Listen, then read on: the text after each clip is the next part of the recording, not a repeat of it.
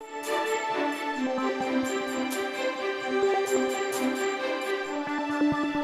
is WorkSpan TV. I'm Ryan Johnson from World at Work. I'm joined by Dave Swinford of Pearl Meyer and Partners today. Dave, year 2 of Say on Pay. What did we learn in year 2? Ryan, I think there are a couple of lessons that have come out of year 2, and I think there are some concerns for the future.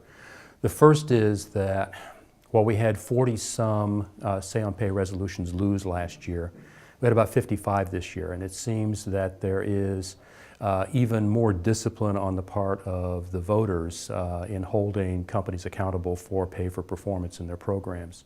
There was a lot of work done this year by the proxy advisory firms to improve the ways in which they analyze pay for performance.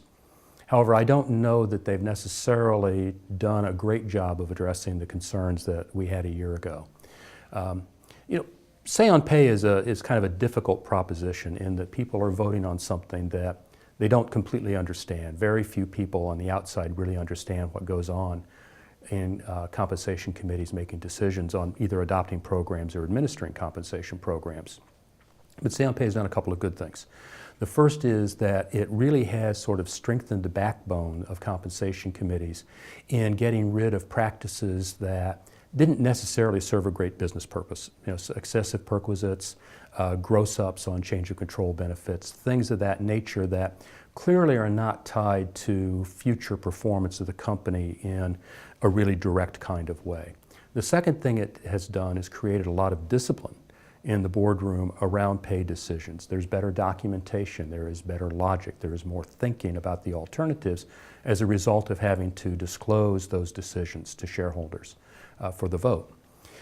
There are some dangers though, and the first is that the information that people are making their decisions on really is not about pay and performance.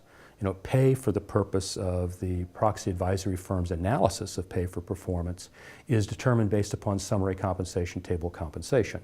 And that's really not anything that looks like what we might call realized pay, that is pay that is actually paid to the executive based upon how he or she actually performed against the goals.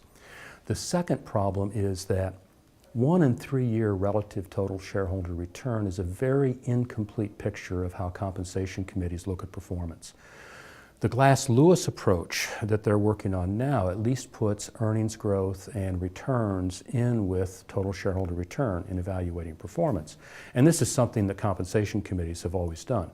Compensation committees are looking to build strong management teams for the future and building the organization's capability to earn a profit and be productive in the future. And as a result, in addition to looking at total shareholder return, they've always looked at earnings growth, productivity improvements, the ability to honor agreements, whether it's with suppliers or vendors or employees, because those things are the things that make an organization really successful in the long run. It's what builds great companies.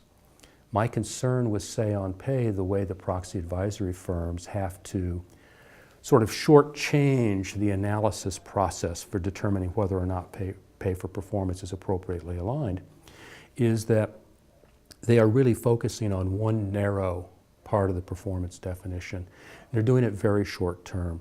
1 and 3 years, even 5 years, is in many cases less than the business cycle. And if you look at performance over less than a business cycle, you're taking a snapshot and you're sort of in the position of the blind men looking at the elephant.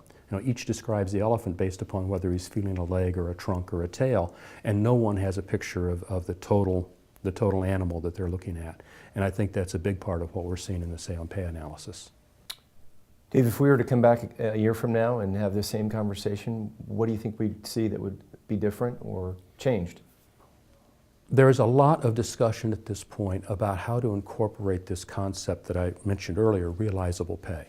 Realizable pay is the salary and bonus that's actually awarded, and the amount that the executive could take home with him or her today if they could cash out. And so it basically says our incentive plan is designed to reward people well or not so well based upon performance. Where do they stand on actual performance, and what's sort of the amount that's on the table at this point? There's a lot of work being done on that, but frankly, we're not going to see that fully incorporated into the pay for performance analysis until the SEC changes the reporting rules. The SEC does, under Dodd-Frank, have a responsibility for formulating rules about describing pay for performance.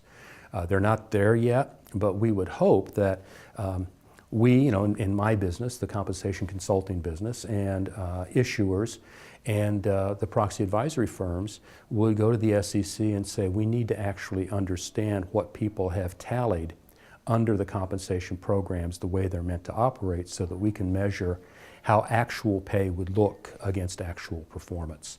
That is probably more than a year away. That's probably a couple of years away.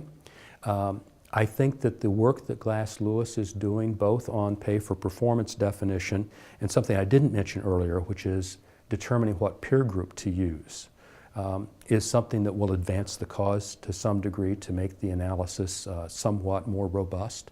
But I think we're still working our way through the implementation of Say on Pay.